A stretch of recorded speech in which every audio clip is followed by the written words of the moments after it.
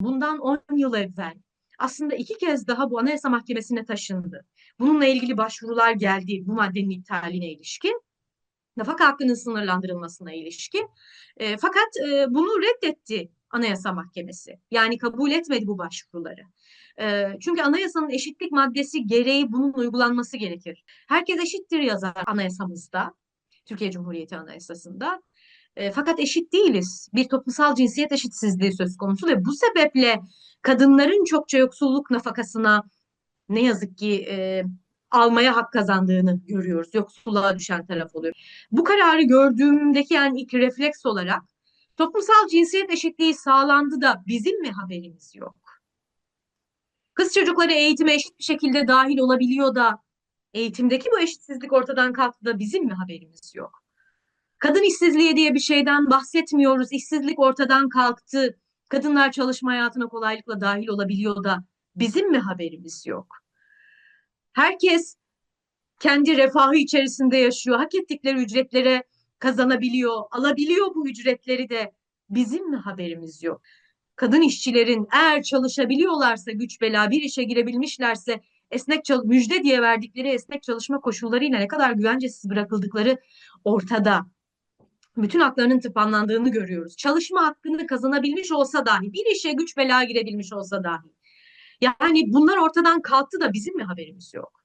Tam tersine bunlar ortadan kalkmadı. Toplumsal cinsiyet eşitliği sağlanmadı. Dolayısıyla temel sorun, bizim derdimiz, temel derdimiz bu eşitliği var etmek olmalıyken, yani e, toplumsal cinsiyet eşitliğinin var olması gerekliliği iken derdimiz sanki nafaka gibi uydurma. Bir de Adalet Bakanı açıklama yapmış. Toplumdan gelen yoğun talepler üzerine işte adaletin sağlanması için, toplumsal huzurun sağlanması için, aile kurumunun saygınlığının korunması için diye ifadelerde bulunmuş. Bunun tam tersi yaşanıyor şu anda. O açıdan eşitlik sağlanmadı. Her gün kadınlar öldürülüyor bu ülkede. Esas toplumun huzurunu kaçıran şey budur. Bu ülkenin yarı nüfusu insanlar kadın oldukları için erkekler tarafından öldürülüyorlar. Bu ülkede kadınlar için boşanmak çok güç. Bir de bunun üstüne nafaka hakkının sınırlandırılması demek kadınların o şiddet dolu ailelere hapsetmek anlamına gelir. Sizin yani bunu elbette ki yetkililere söylüyorum bu açıklamaları yaptıkları için. Sizin ailenin saygınlığından kastınız şiddet dolu aileler mi? Kadınların boşanma hakkından bir çare ve hani yoksulluk içerisinde hiçbir geçimi olmayacak şekilde erkeklere bağımlı kılındıkları bir aile modeli mi? Böyle bir hayat yaşayış, kadınların köleleştirildiği bir yaşayış mı düşünüyorsunuz? Saygınlık böyle mi kazanılır? Bu saygınlık diye bahsedilen şey erkeklerin saygınlığı, erkeklerin erkekliğinin sürekli beslendiği bu eşitsizliğin derinleştirildiği bir saygınlıktan bahsediliyor. Bizim böyle bir saygınlığa, bu toplumun böyle bir saygınlığa ihtiyacı yok. Bu toplumun ihtiyacı olan saygınlık herkesin işe girebileceği, refah içerisinde yaşayabileceği bir düzlemdir. Bu kadın düşmanı, eşitlik karşıtı uygulamaların, hamlelerin bir sonucu olarak erkekler kendilerinde güç buluyorlar. Erkeklik besleniyor. O yüzden birinci sorun işsizliktir. İkinci sorun bir işe girebildiği zaman dahi kadınların ya da bütün toplumun fertleri açısından düşünecek olursak açlık sınırının altında ücretlere mahkum ediliyor oluşumuzdur. Derdimiz budur. Esas toplumun derdi budur. Ve esas toplumun derdi, kadınların derdi, yaşamlarına kastedecek düzeye gelmiş olan bu eşitsizliğin uçurumudur esas. Yaşam hakkımızla ilgili bir sorundur esas dert olan. Kadınların ölmek istemiyorum feryatları görülmüyor. Yoğun talep üzerine, yoğun talep diye söylemiş. Yani inanabiliyor musunuz? Yoğun talep üzerine nafaka ile ilgili düzenleme yaptık diye açıklamalar yapılabiliyor. Çok talihsiz ve gerçeklikle asla örtüşmeyen adımlar olduğunu ve aslında bir sonuç olarak da politik olarak kadınların haklarının daraltılmaya çalışılmasının bir başka sonucu olduğunu düşünüyorum. Burada şöyle bir yönü de var meselenin. Anayasa Mahkemesi bu kararı verdi. Bakanlar ve yetkililer derhal Anayasa Mahkemesi kararını meclise taşıyacağız diye söyledi. İşte 12. yargı paketini işaret ettikleri anlamına geliyor bu.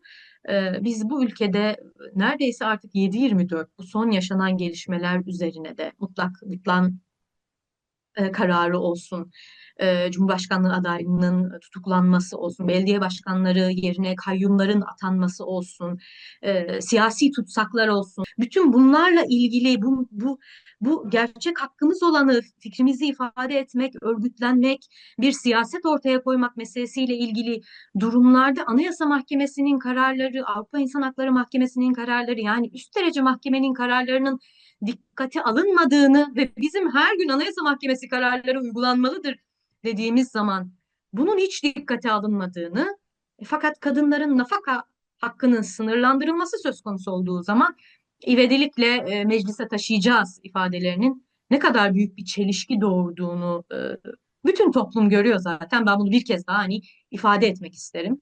Evet, Anayasa Mahkemesi kararları uygulanmalıdır. Fakat bu sadece işinize geldiğinde değil. Tabii ki kadınlar bizler bu kazandığımız haklarımızı kolay kolay kazanmadık. Dolayısıyla bir mücadelenin sonucu olarak kazandığımız haklarımız mahkeme kararlarıyla öyle kolayca elimizden alınamayacak. Bunun mücadelesini sürdürenler var. Nafaka hakkından vazgeçmeyenler var. Nafaka hakkımızı istediğimizde, nafaka hakkını talep ettiğinde şiddetle karşılaşmayacak kadınların olmasını sağlamak hepimizin mücadelesiyle mümkün diye düşünüyorum. Bunu var etmek için nafaka hakkımızdan asla vazgeçmemek, medeni kanuna asla dokundurmamak için elimizden geleni yapıyor olacağız.